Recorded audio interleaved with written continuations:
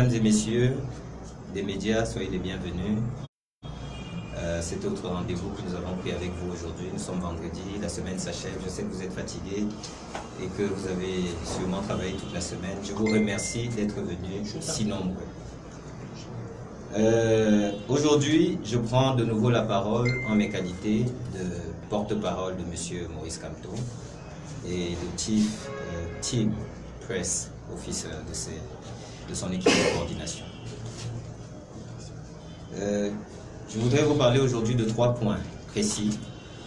Le premier concerne le contentieux que nous avons, le recours que nous avons introduit auprès du Conseil constitutionnel. Il y a moult tergiversations autour de ce recours et il convenait de faire quelques précisions.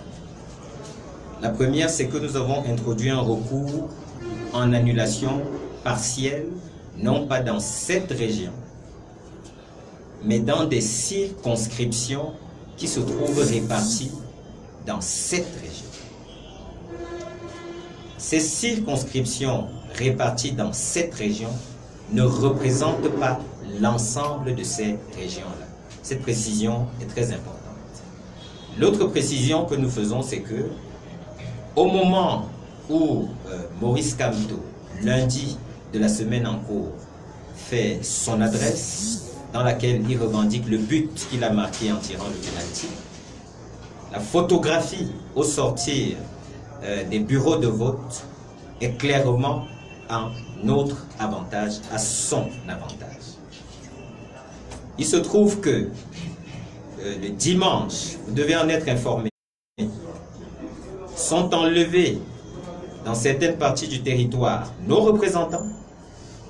Je peux vous prendre l'exemple du régional de l'extrême nord, qui lui n'a certes pas été enlevé, mais qui, alors qu'il est en conversation avec Maurice Kamto, il lui fait le compte rendu verbal des opérations de vote, les communications ont été coupées avec cette partie du pays.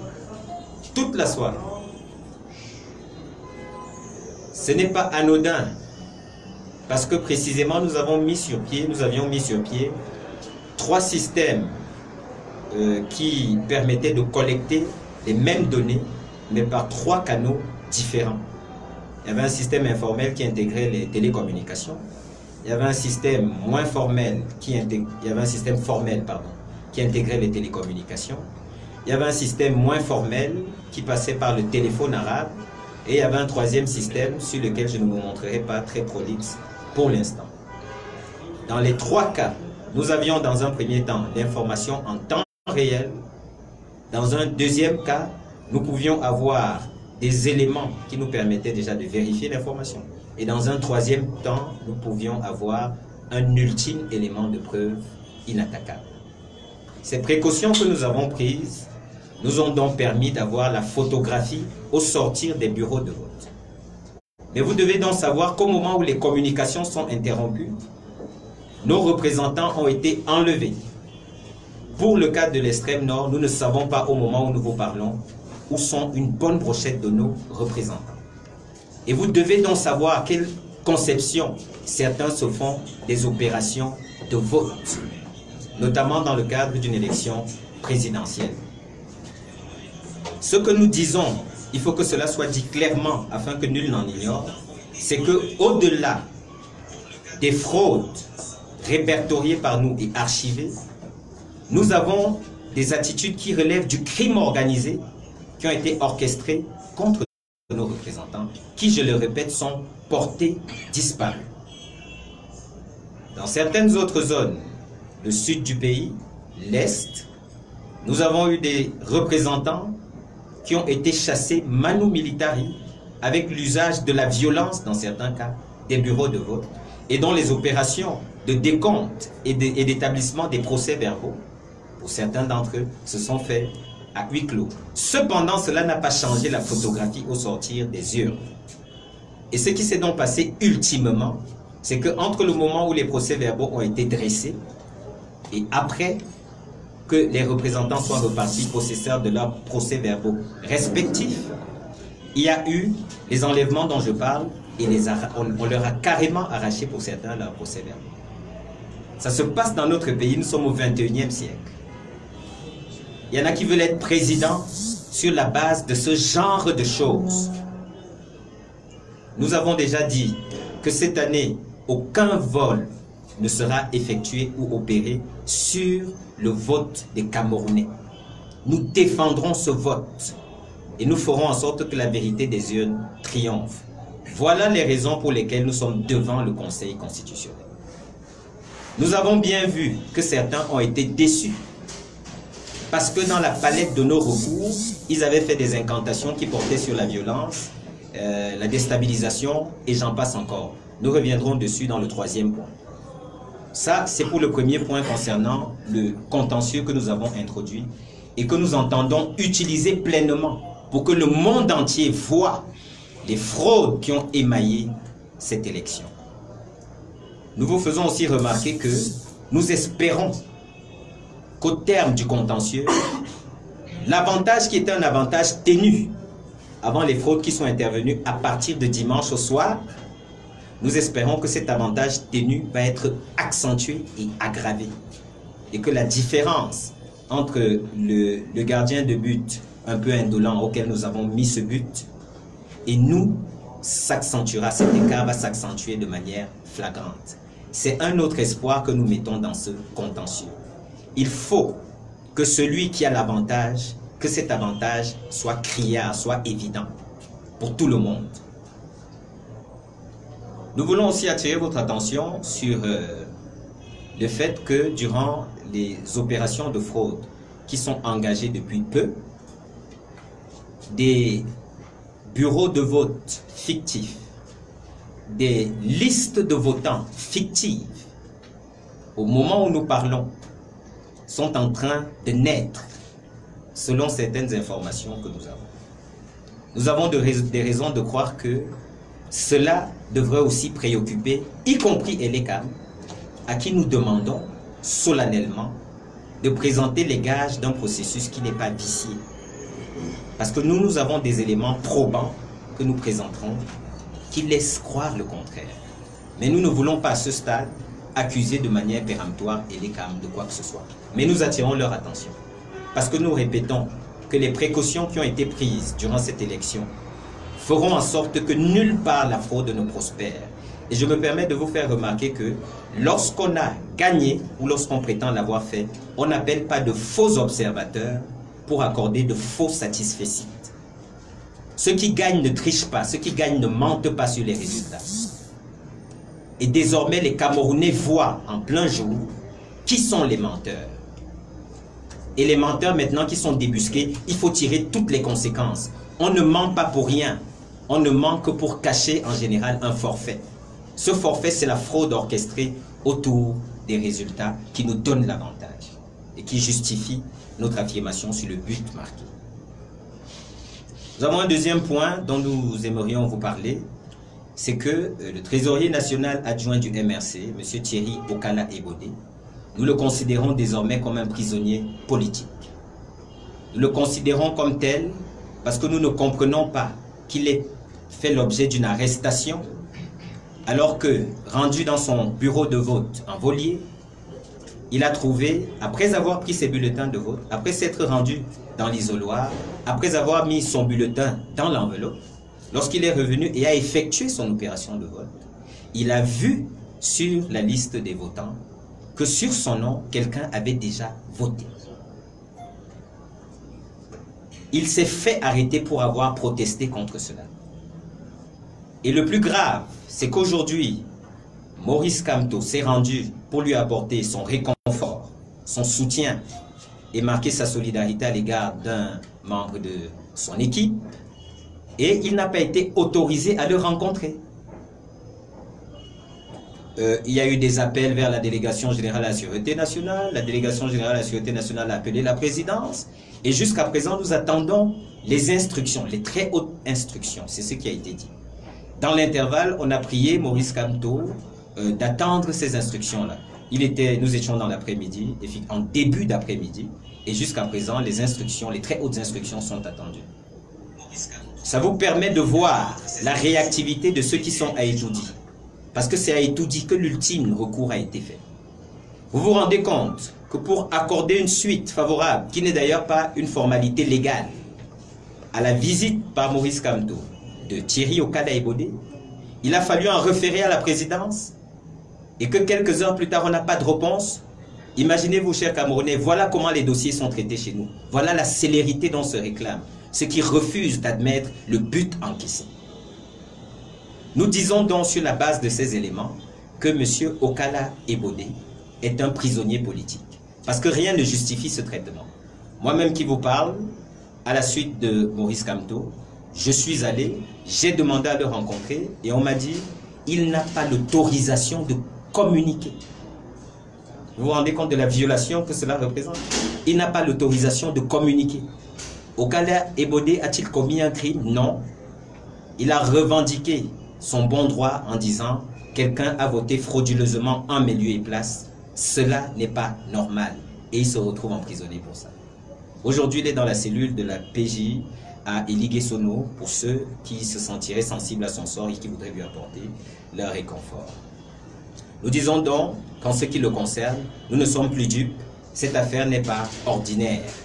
C'est un prisonnier politique et il faut que l'opinion nationale le sache et le traite comme tel. Le troisième point, qui est un point très grave, mêle deux actualités. Désormais, les Camerounais reçoivent sur leur téléphone des messages de haine à connotation tribale. Et je sais que tous ceux qui sont ici savent de quoi je parle.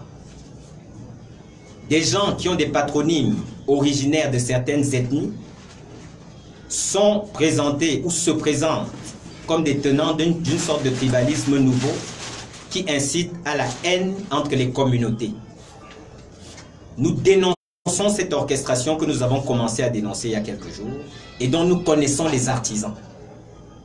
Ce régime avait déjà érigé le tribalisme en norme de fonctionnement et maintenant il veut faire en sorte que ce tribalisme-là aboutisse à une guerre entre Camerounais. Nous attirons de nouveau l'attention des Camerounais. Évitez la manipulation. Tous ces profils que vous voyez sur Facebook qui naissent du jour au lendemain et qui commencent à attiser une certaine haine tribale des communautés à l'égard des autres. Méfiez-vous de ces profils. Ce sont des faux profils et ils sont en mission. Nous le savons. Ne cédez pas à cela. Ne cédez pas à la provocation. Ne cédez pas à la tentation. En ce qui nous concerne, nous continuerons de réitérer notre discours de tolérance des Camerounais les uns à l'égard des autres et notre discours de diversité dont il faut se vanter. Les différentes tribus et ethnies camerounaises ont toujours su harmonieusement vivre ensemble. Que ceux qui veulent les diviser, parce qu'ils veulent rester au pouvoir, arrêtent ça. Qu'ils arrêtent, parce que nous ne sommes pas dupes. Cela est mêlé à une autre actualité parce que cette fin d'après-midi, ou durant cette journée, en début de journée, en matinée, un groupe de partis appelé le groupe des 20, certaines langues parfois plus inspirées que la mienne disent « j'ai faim », je répète juste ce que certaines langues plus inspirées que la mienne disent, se sont réunis à l'hôtel Hilton, sans publicité, et ont fait une déclaration très grave par la bouche de celui qui faisait office entre guillemets de porte-parole, un avocat par ailleurs, et il a été dit dans leur déclaration que Maurice Kamto avait accordé une interview à un média étranger occidental et qu'il était prêt à vendre, il avait dit dans cette interview qu'il était prêt à vendre les intérêts du Cameroun aux puissances étrangères. Je paraphrase, parce que nous vous ferons in extenso le verbatim de ce qui a été dit. D'abord, que ce groupe sache que pour cette affirmation, il sera poursuivi. Nous ne laisserons plus désormais passer. Ça suffit la calomnie, ça suffit la diffamation. Nous sommes dans un moment très délicat et très sensible. Et nous voyons ceux qui veulent monter les Camerounais les uns contre les autres. Ils sont identifiés. C'est eux qui vous disent partout, attention, l'insurrection arrive. Mais ils le disent parce qu'ils préparent l'insurrection. Et ils préparent l'insurrection parce qu'ils veulent que la fraude triomphe. Ils veulent que nous nous taisions et que nous renonçons à exercer notre bon droit à l'avantage qui est le nôtre à la sortie des urnes. Et que sur cette base-là, nous laissons prospérer la fraude et le mensonge. Nous ne les laisserons pas triompher. C'est terminé. Nous sommes debout et nous résisterons. Et mieux, nous ferons mouvement vers l'avant pour que cette vérité élective triomphe. Ces gens qui entretiennent la haine ethnique, la division tribale, nous réitérons ici, nous répétons, soyez vigilants. La CRTV, une fois de plus, a colporté avec une certaine légèreté les propos de ce groupe dont je viens de parler. C'est regrettable, nous le regrettons, et nous devons tirer la conclusion qui s'impose. Désormais, la CRTV a un parti pris qu'elle avait larvé au début de ce processus électoral. Désormais, elle assume ce parti pris. Nous attirons l'attention de ceux qui sont les dirigeants de la CRTV sur l'organe, sur le statut de l'organe dont ils ont la responsabilité. C'est un organe public, c'est le service public de l'audiovisuel et de l'information. Faites preuve d'objectivité et d'équité. Ne rendez pas flou ce qui est clair. Ne brouillez pas le signal de la vérité. Ne laissez pas le mensonge prospérer sur vos antennes. Après les faux observateurs de Transparency International, ne soyez plus le canal par lequel d'autres faux, grossiers, soient mis en exergue. Une fois que nous avons dit ces 3 points, nous vous remercions de votre attention et nous sommes disposés à répondre à vos questions. Monsieur. Merci de nous passer la parole. Je vous en prie. Camille Jefferson, rédacteur en chef du quotidien Émergence. D'accord. Alors, nous savons que le MRC a introduit un certain nombre de recours, notamment à l'égard au Conseil constitutionnel. Sauf que nous savons également, vivant au Cameroun et en tant que journaliste, que c'est un organe qui est entièrement acquis à la cause du parti au pouvoir. Si on rentre même dans le détail des membres qui ont été nommés, on constatera qu'ils ont des affinités politiques très poussées avec le parti au pouvoir. Or, vous nous dites tout le temps que vous êtes prêts à défendre votre victoire. Étant entendu que beaucoup de Camerounais se posent des questions, notamment sur ce qui pourrait se passer dès lors qu'on aura rendu public ces résultats, on aimerait bien savoir jusqu'où êtes-vous prêts à aller pour défendre, n'est-ce pas, votre victoire que vous réclamez tous les jours. D'accord. Alors, je vais vous citer M. Maurice Kamto. À titre personnel, je préfère souvent dire professeur Maurice Kamto, mais vous savez, il rappelle à toute l'équipe autour de lui que durant cette campagne, il est un citoyen ordinaire, il faut dire monsieur. Donc, que certains n'aillent pas voir une certaine trivialité de ma part dans mon expression. Donc, M. Maurice Kamto nous a dit, parce que ce débat a été fait en interne, il nous a dit, en ce qui le concerne, il croit dans la bonne foi de tous. Et il croit que rien n'est figé. Ça veut dire des gens hier pouvaient être des bandits et demain ils se retrouvent être des repentis. Ils sont réintégrés dans la société et ils trouvent leur place.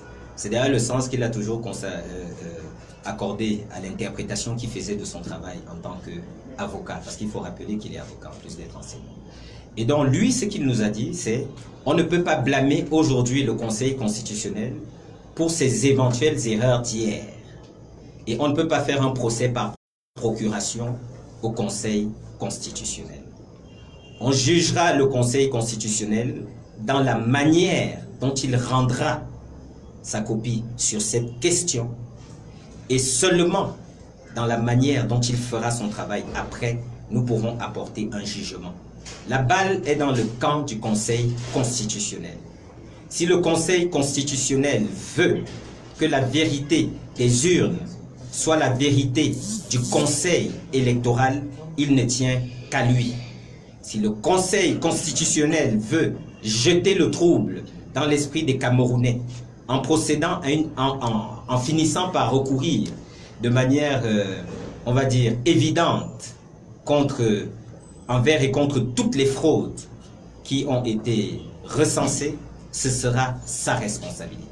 En ce qui nous concerne, nous ne ferons pas plus de commentaires sur... C'est d'ailleurs la raison pour laquelle il y a certains éléments de preuve que je me garderai d'évoquer, parce que désormais le contentieux, en ce qui nous concerne, est ouvert, et donc nous laisserons la justice utiliser ou recourir à ces éléments de preuve.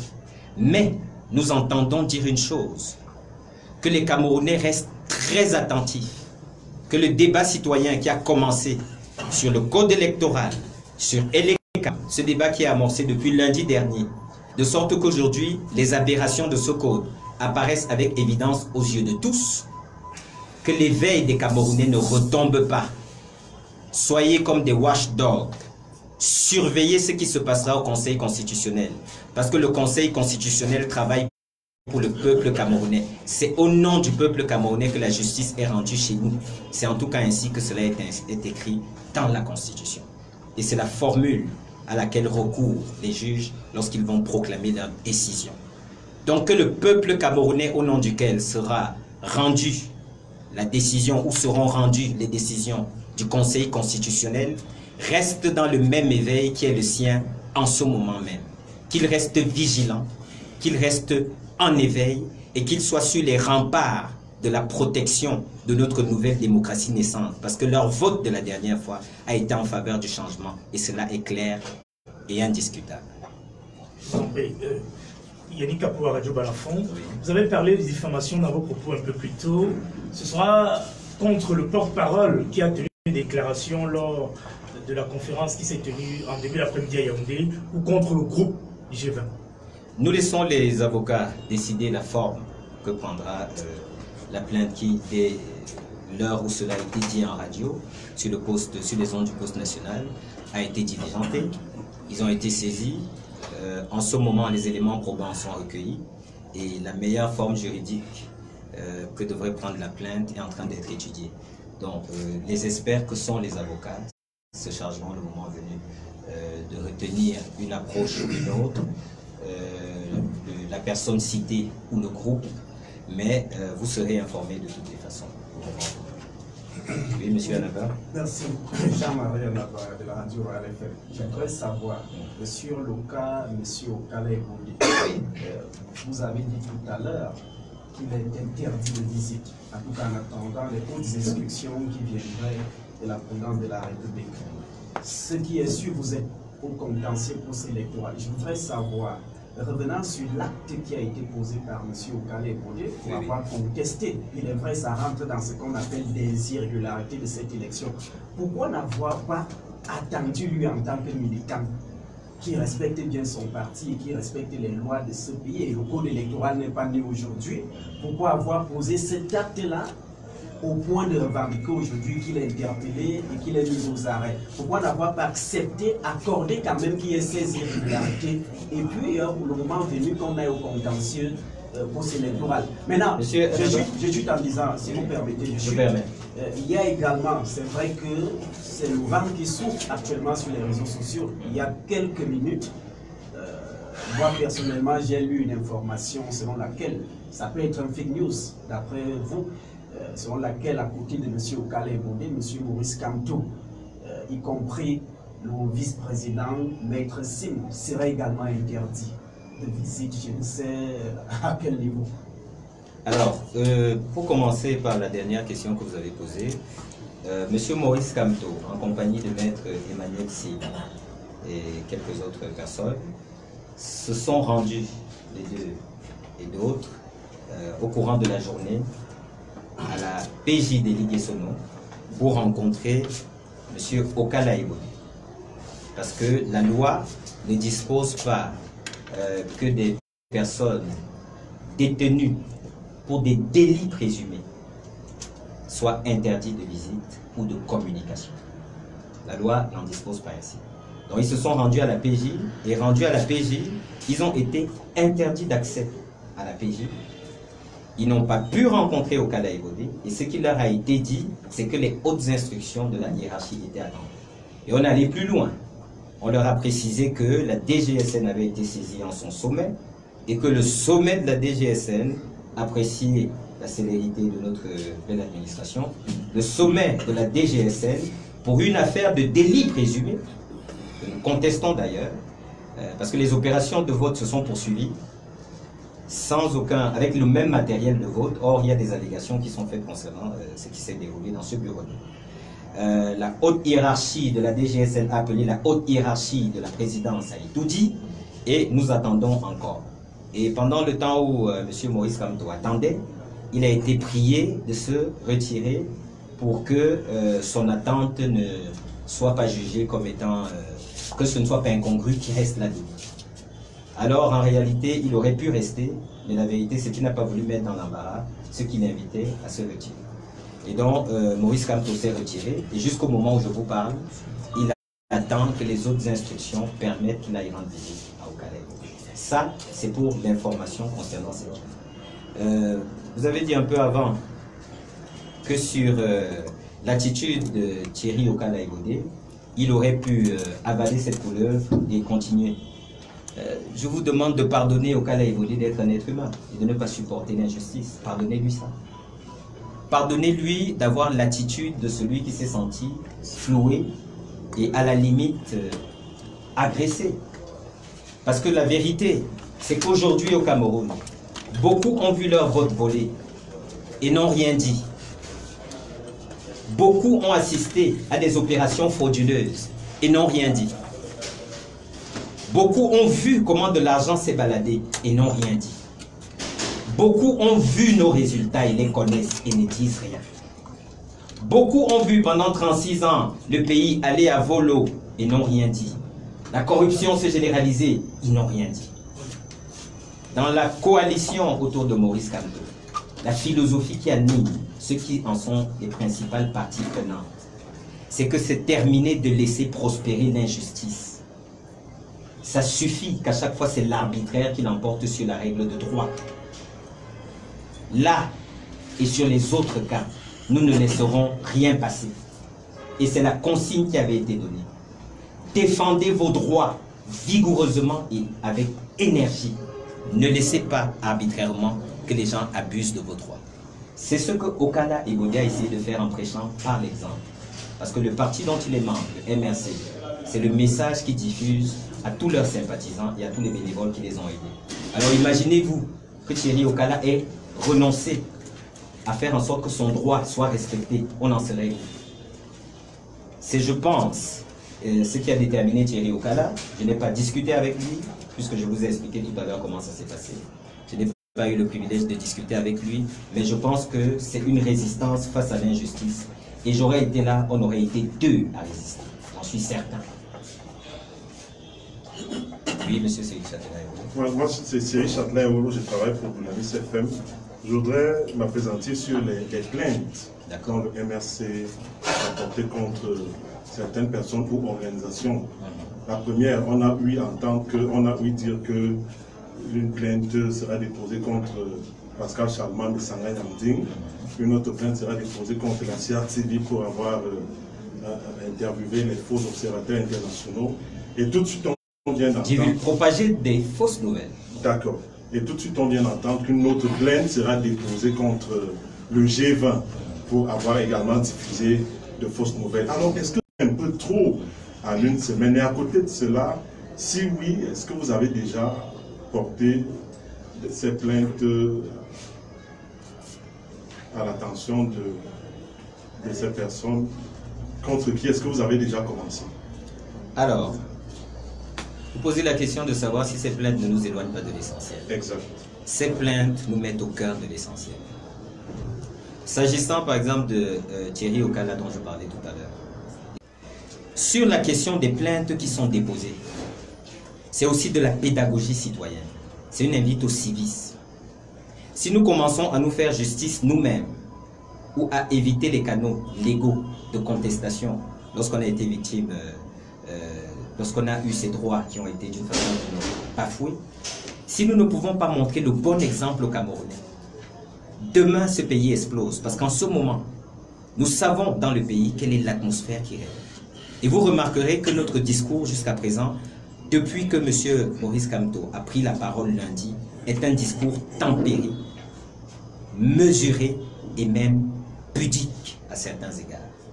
Mais vous voyez qu'en face, le régime qui s'accroche envers et contre toute logique, y compris envers et contre la logique électorale des urnes, ce régime fait peser une sorte de psychose, l'orchestre l'organise en vendant la peur aux Camerounais, en faisant peser sur eux le risque de la violence. Nous sommes donc par cette attitude au cœur du problème. C'est le respect des règles et la liberté que certains se donnent d'agir comme si les règles n'ont pas de prise sur eux. C'est ça le cœur du problème. C'est que les gens apprennent que dans une république, dans un pays ordinaire, ce ne sont pas les humeurs ou du président ou du ministre de l'administration territoriale, contre lequel aussi des plaintes sont en train d'être diligentées, parce que vous avez oublié de mentionner ça tout à l'heure, ce ne sont pas les zones qui régulent l'existence de la République, c'est les lois et les règlements, et pas autre chose. Il n'y a pas d'état d'âme à ce niveau. Ça, c'est le message fort. Et l'autre message fort, c'est que nous ne pensons pas que c'est avec la violence qu'on règle les problèmes. Nous pensons que ceux qui ont l'habitude d'utiliser la violence vont découvrir qu'avec de l'intelligence, de la subtilité et de la finesse, ils peuvent être mis à mal et ils peuvent être démasqués. Le débat judiciaire, et une fois que le débat judiciaire est mené, les gens viennent, ils témoignent et on sait ce qui s'est passé. Et au terme de cela, selon la qualité des décisions rendues, on peut faire le procès des uns et des autres. On peut dire nous avons un système judiciaire qui fonctionne, ou on peut dire nous avons un système judiciaire qui ne fonctionne pas. Alors, quelles sont les plaintes qui ont déjà été diligentées? Dans quelques jours, nous vous ferons le point, mais soyez sûrs qu'elles sont toutes, autant que je vous les ai citées à chaque fois, les diligences relatives à elles sont engagées. Et les avocats qui sont commis à cette tâche travaillent d'arrache-pied là-dessus.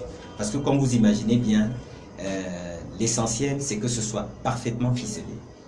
Et qu'au moment où l'acte de dépôt intervient ultimement, que nous ne regrettions pas d'avoir omis certains détails, notamment au niveau des preuves qu'il faudra apporter. Oui, Serge Aimé, Nicolas.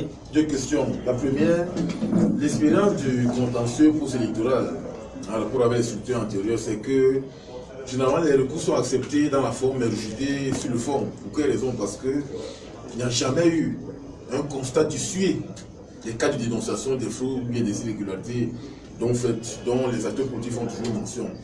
Est-ce qu'en réalité, aujourd'hui, on ne dépose pas les recours juste pour la forme et que on va succomber justement à des cas d'échec de ces recours-là? Parce que l'on sait que l'issue ne peut pas se déployer après 17 heures, selon la loi qui est prévue. Première question. Deuxième question, quelles sont les actions de mobilisation que vous allez justement diligenter par rapport au cas de Thierry, au cas là qui est toujours incarcéré?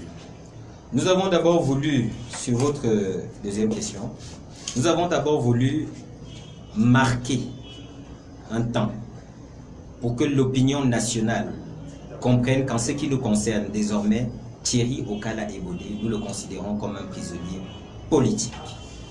Et donc à partir de maintenant, la nature des actions que nous mènerons seront modulées en fonction de cela. C'est un temps qui commence dès demain. À chaque fois, nous garderons à l'esprit le respect de la loi, le respect des règlements et un usage intelligent de notre Constitution qui permet aussi bien d'organiser la protestation que les revendications, y compris sur la voie publique. La Constitution en dispose de manière claire lorsque cela est nécessaire. Donc, nous engagerons bientôt des actions dans ce sens-là. Prenez un peu votre balle en patience, vous serez informés en temps opportun, parce que là aussi il y a des gens qui travaillent à ça, et je ne voudrais pas ici présumer de leur travail ou donner l'impression que leur travail ne sert à rien.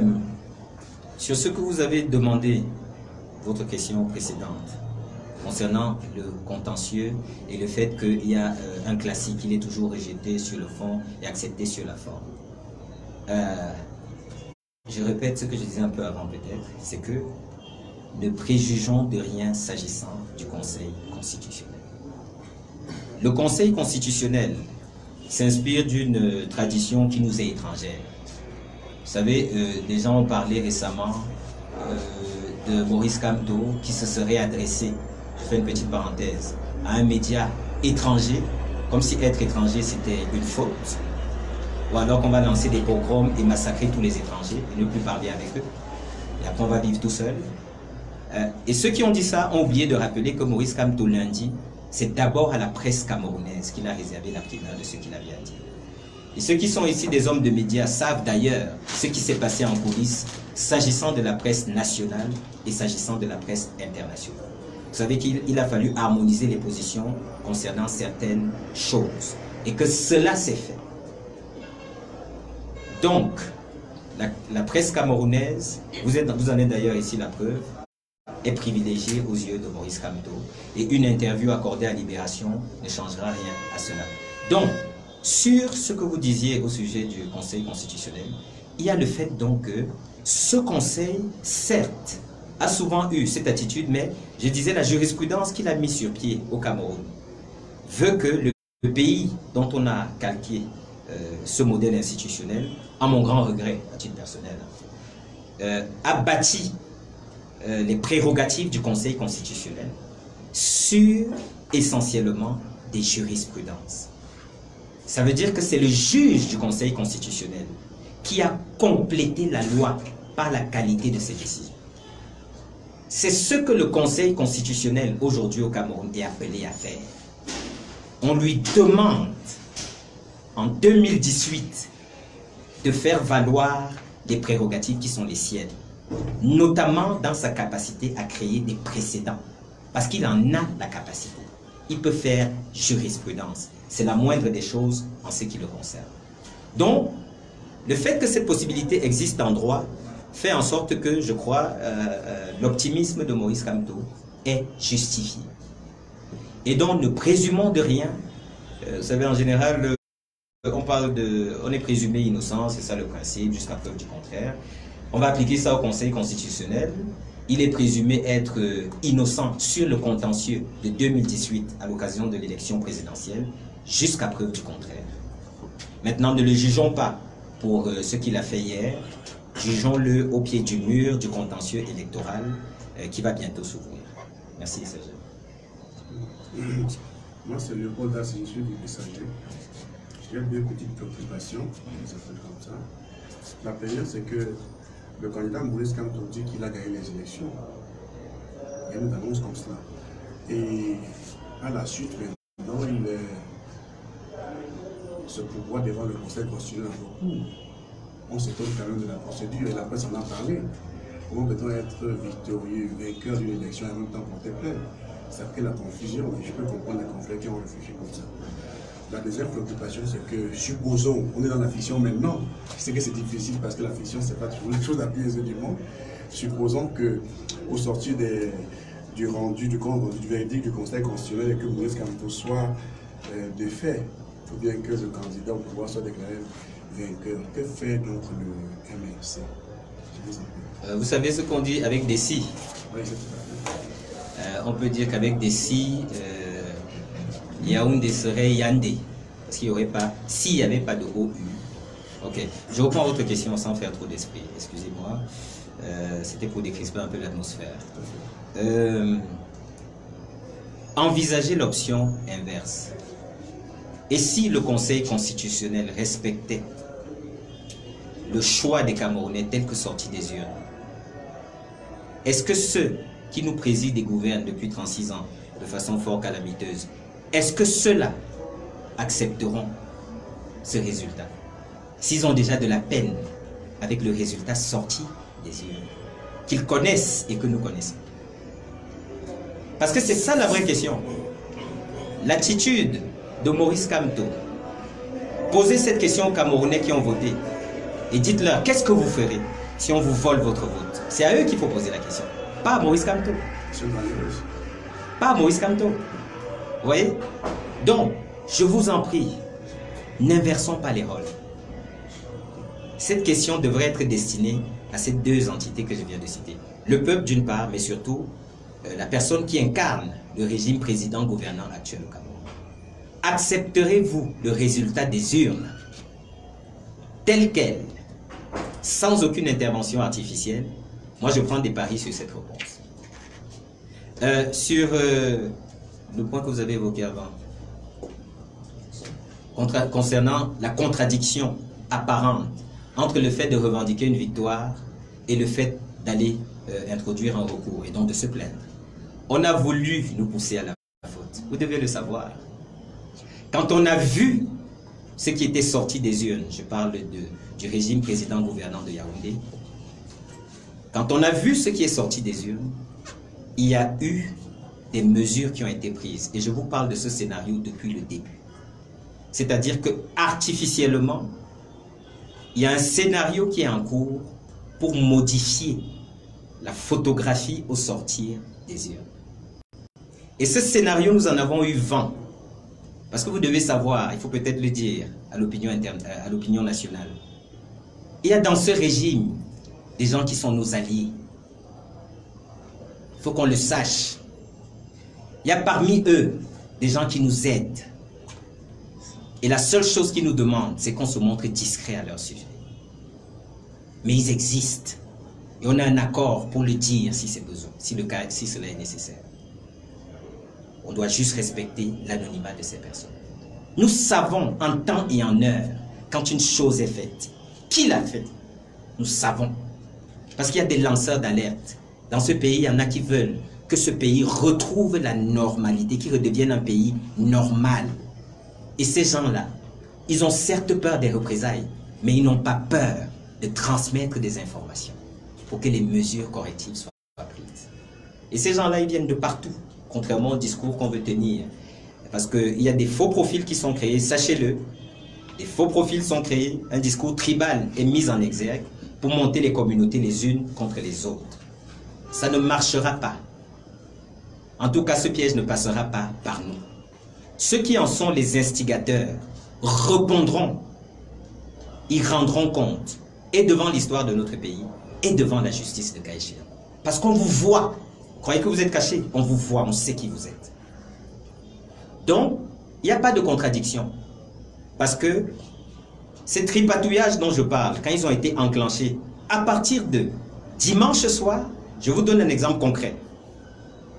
Dimanche soir, M. Maurice Kamto s'entretient au téléphone par un des canaux de collecte de l'information que nous avons, que la zone de l'extrême nord nous tenait particulièrement à cœur.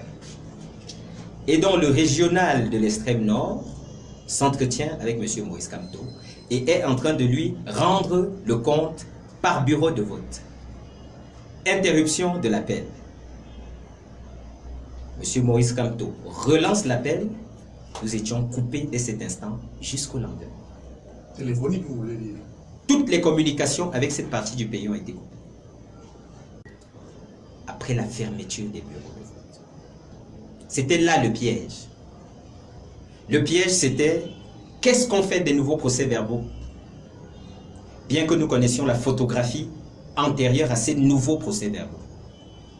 Si nous disons, ici nous avons gagné, mais on présente des procès-verbaux fabriqués après élection, de quoi on a l'air? Quels sont les éléments de preuve qu'on a? C'était ça le piège. Le piège, c'était d'orchestrer des trucages et de nous empêcher de calculer sur le fait que sûr de notre avantage, tel que sorti des urnes, nous nous contenterions de ça. Et dans le moment venu, quand on nous aurait brandi éventuellement des résultats en contradiction avec ce qui était sorti des urnes, on nous aurait dit, mais pourquoi vous n'êtes pas allé au contentieux? Vous ne respectez pas la loi du Cameroun. Vous voulez l'insurrection. Vous voulez que les Camerounais s'entretuent. Vous voulez vendre le pays aux intérêts étrangers. Mais en l'état actuel, si le pays est vendu à des intérêts sont totalement opaques et incontrôlés, c'est aujourd'hui. Ce n'est pas demain, il ne faut pas en parler comme si ce sera au futur. Nous, ce qu'on veut, et c'est le souci que nous avons, c'est le souci de Maurice Kamto, c'est que les intérêts des Camerounais reviennent au cœur de la manière dont cette République est administrée. C'est aussi simple que ça. Et donc aujourd'hui, avec un culot incroyable, les bourreaux, ceux qui font souffrir les Camerounais, viennent devant les mêmes Camerounais et disent « C'est Maurice Kamto qui vous fait souffrir. Tous vos problèmes viennent de Maurice Kamto. » Qui peut croire une chose pareille? Ça ne marche pas. Ça pouvait marcher avant, ça ne marche pas.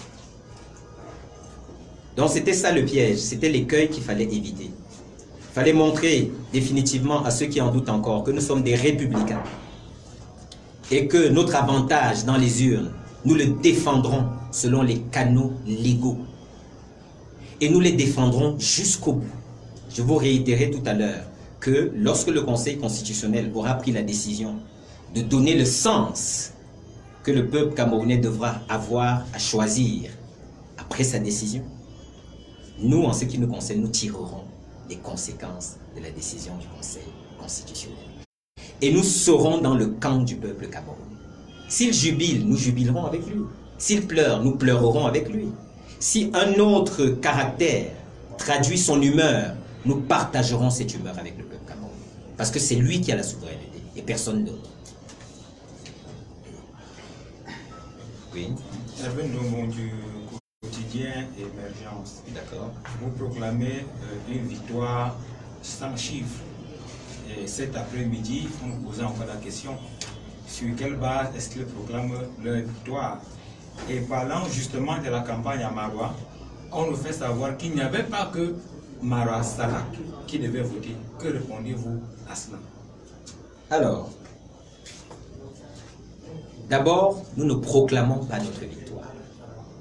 Je réitère que M. Maurice Kamto est un juriste, un enseignant de droit et aussi d'une certaine façon un praticien du droit puisqu'il est avocat national et international. Il n'a pas proclamé de résultat. C'est un fait. Laissez toutes ces personnes qui aiment entretenir la conjecture, le malentendu, qui aiment que les Camerounais se retrouvent abreuvés par des contre-vérités. Résistez à ça. La proclamation, ça a un sens. Et celui qui est chargé de la proclamation au Cameroun est connu, c'est le Conseil constitutionnel.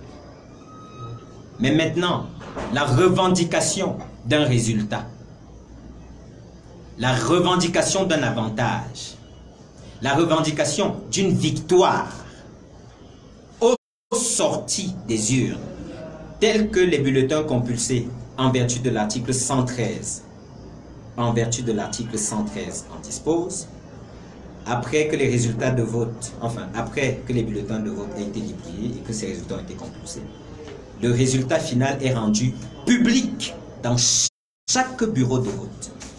Autrement dit, tout Camerounais disposant de quelques moyens d'information que ce soit, à notre image, est en capacité de savoir quels sont les résultats sur l'ensemble du territoire. Et je réitère que maintenant, il n'y aura que les opérations de collecte des PV qui suivront. Mais les résultats peuvent être connus en temps réel. C'est l'affaire d'un coup de fil, ça passe par le téléphone arabe et d'autres canaux aussi que nous avions mis sur pied, dont je ne parlerai pas ici. Donc, il n'y a pas d'autoproclamation de victoire. C'est aussi la raison pour laquelle Maurice Kamto s'est gardé de donner quelques chiffres que ce soit, ou quelques autres tendances agrégées d'une façon ou d'une autre que ce soit. Mais vous devez savoir que dans notre équipe, quand nous compilions les résultats, nous avons des membres de la diaspora camerounaise qui nous ont fait honneur parce qu'ils étaient là présents, ils se sont rendus disponibles.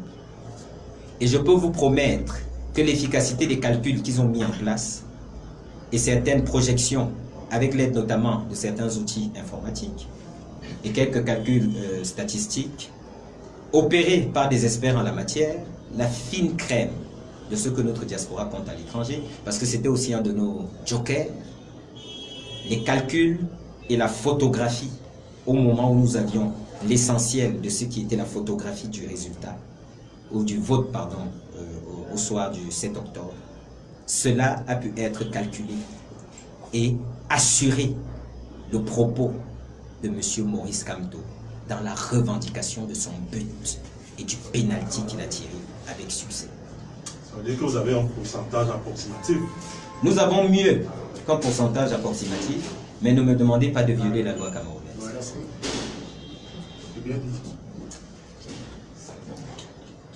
Je crois que nous avons fait le tour. Paul.